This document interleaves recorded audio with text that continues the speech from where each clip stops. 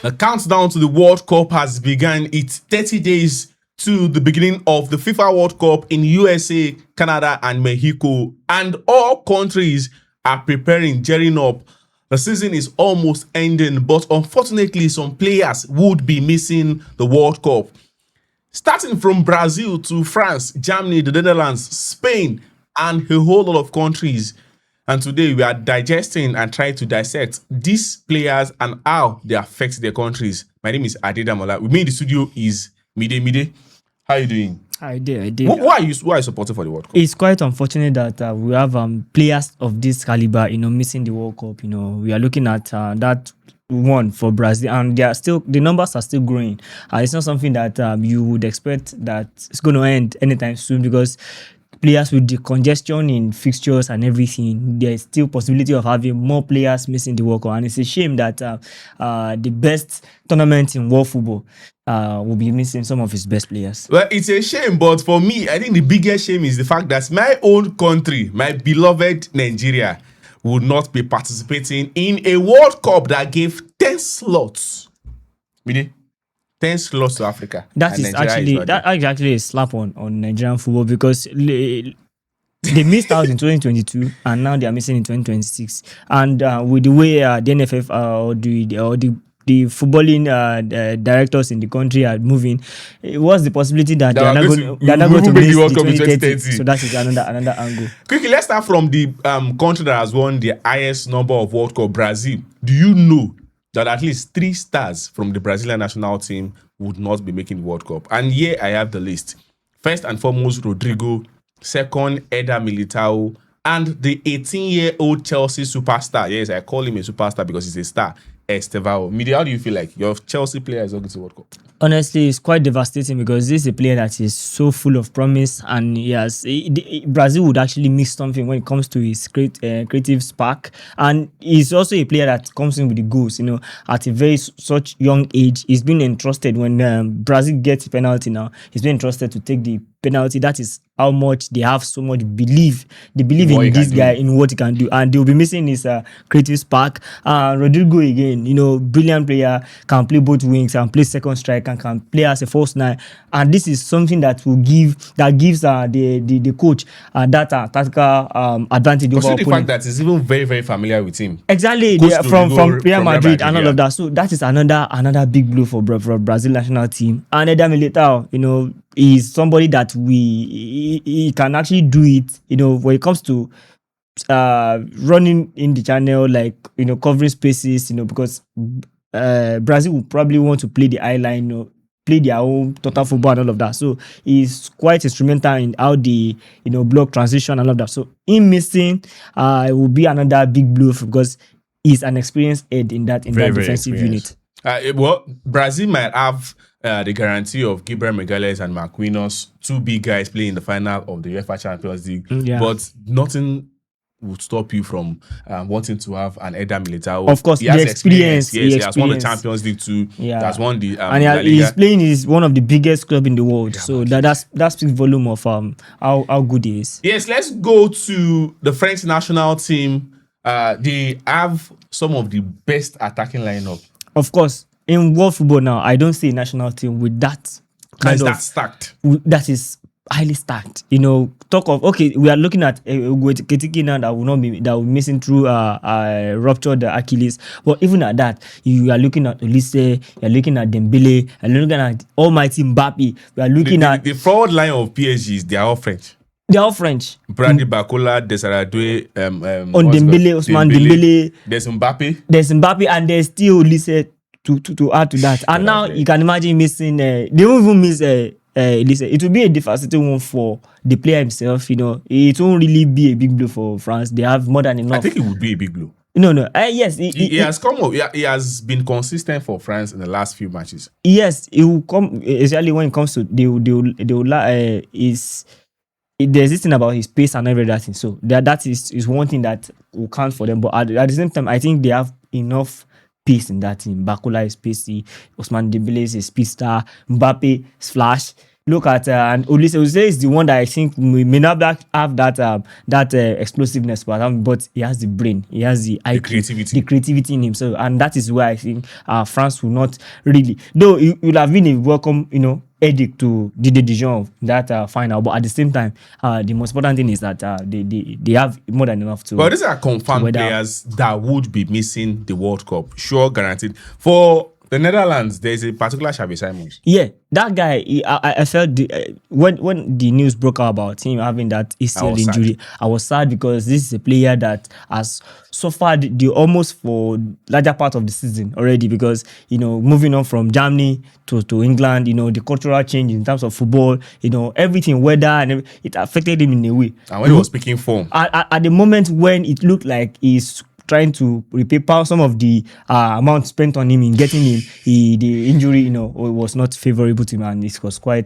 disappointing. Well, you call them the German machines. Diamond shaft. Yeah, but there's a particular man who missed the 2018 World Cup to injury, and he would definitely miss the 2026 World Cup to injury. Serge Gnabry. How important is him to that team? Yes, just like we said something about Eder Militao, that experience into that German team has been very influential for Bayern Munich this season. That is why I said the experience, the wealth of experience he has. Coming from big clubs. He has played at Arsenal. He's currently playing in the Bayern Munich team, and he has played with the national team for quite a long period of time now. And missing out on this World Cup would, though Germany will find a way to to mitigate his absence, but at the same time, nothing compares to experience, because when push come to shove, then it is players like this that come to the fore. And sometimes when the likes of Florian Wirtz, the German Musiala, exactly, they don't have the experience, they don't know how it is done at critical moments, in games, and especially when they go deep into the World Cup. So that would be a devastating blow also. Well, current defending champion of the world, the Argentine national team, they will be missing a very, very experienced centre-back in Christian Romero. Who is that? Who is in that shape to come in for Romero? I'm looking at currently I what he brings to that Argentina national team, and if you look at this sports team too, is that very important. It's just like, for me, people will say this, but I think it's one of the best centre back in world football right now. It's one of the best, if we are being honest. Aside his usual, aggressiveness and bozo moment, bad decision making. Bozo moment. I would call it bozo moment because so many on Russia or a decision that you cannot even explain, you cannot make, you cannot defend. So I'll say bozo moment. Aside those moments, I think he's a player that is a defender that you can reckon with when it comes to proper defending, and he's very good with the ball too. So ability to lead in line. And they actually marshaled that defense. Exactly, that is one thing that they will miss. He actually, I think he had that at in Qatar 2022, and it will be a sore miss for Argentina, because for everything they want to do, because after having to not concede a lot, he will be central to that, and him not missing this World Cup now will be a big blow. Canada are hosts or co-hosts of the World Cup, but the biggest star player, Alphonso Davies, he got injured. He came back from injury and got injured again. Yeah, the story of Alphonso Davies all these years, brilliant player, very, very brilliant captain, player, leader, best player for Canada. Honestly, this is, in fact, it will be one of the worst, or should it be the biggest blow to and it's been a very beautiful story. It started from the Canadian League, got that unexpected leap to Bayern Munich, and directly, and so that is one thing that Alphonso Davies Canada is gonna miss him, because one, aside the fact that he's the captain, he's their best player, one thing that he brings, that on transition is what everything their play is centered around him. Him and Jonathan David, rather. Thank you. He's very instrumental in how to get Canada up the pitch. So that transition game for Canada will lack is space and recovery. And whenever they probably turn over the possession, all of that, they will miss his recovery pace to ginger. And the fact that it's talismanic and inspirational, missing your captain, especially when you are part of the hosting contingent, this is one thing that Canada will be praying that a miracle should happen somewhere. Well, these guys I'm about to mention might not be missing the World Cup, but there are potentials of them missing the World Cup. And one of the biggest dark horses in the World Cup is Japan, and they could be missing Takumi Minamino and Endo Wataru. Endo Wataru used to play for Liverpool. How important are these two guys? These two guys, for me, they are quite important too, to Japan, because when it comes to experience and attacking intelligence, Minamino, he has played in some of the best sides too in Europe, at Liverpool, at I think at Salzburg, then before he moved to Monaco and all of that. So he's an experienced player at his age, for his age and his country. Is an experienced player and one of their most influential players in attack, and also in defensive area too. The Wataru Endo too. That guy, is somebody that defensive solidity, assurance.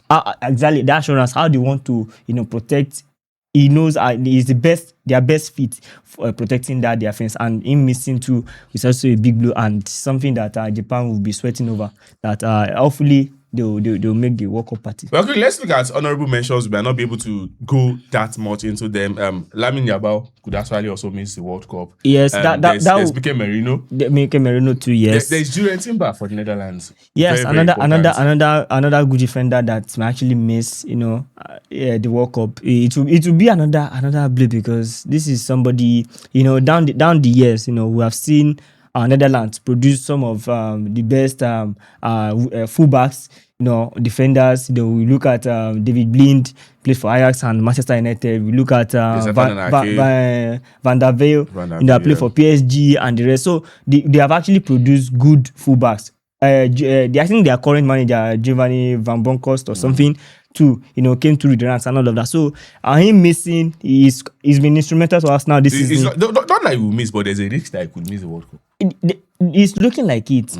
Do you get me? So that's why it will be a big miss for them. It will be a big miss for them. So hopefully these players will be fit for the World Cup. Well, honorable mention, some other big talents that could actually miss the World Cup. I have Adagula. Very, very important for Turkey. For Turkey, yes. Very, very, very important for Turkey. Was instrumental in them qualifying for the World Cup. Most of Turkey's creativity rests on the shoulder of this young man. And he's somebody that... and this guy, Yildiz. Kenan Yildiz too for Juventus. So those are players that they cannot afford to miss. Your Chelsea captain too could actually miss the World Cup. Of course, he has been battling hamstring injury for years now, and it's something that has not been, although in the last, I'll say 9 months, he's been probably fairly not injured because he has been managed well, but at the same time, it doesn't look like hopefully he'll be fit. Hopefully he makes the World Cup. Hopefully he makes it, because all round is the best England right back right now.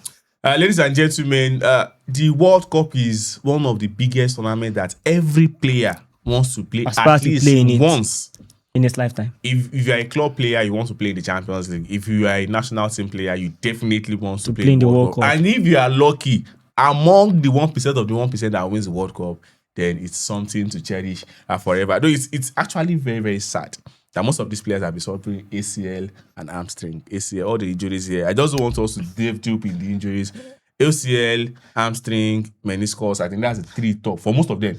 And the one for Ekitike, Achilles, is one nasty injury too. Very nasty injury. Very nasty injury. Well, please drop in the comment section who are the players that you hope would be able to make it for the World Cup, and which players do you think their countries will miss only. And unfortunately, a lot of players are still going to go down.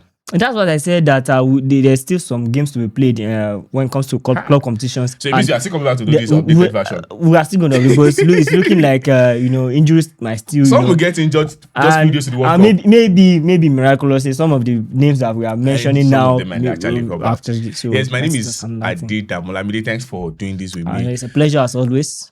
Please remember to subscribe on our YouTube channel at Score City NG. Please follow all our social media handles: Facebook, TikTok, Instagram, and X. Coming to you next time with more fantastic, juicy stories concerning the World Cup. Yes, it's the World Cup year. The countdown has begun. We are doing 30 days today. Tomorrow we'll do 29 days. See you next time, and thanks for watching.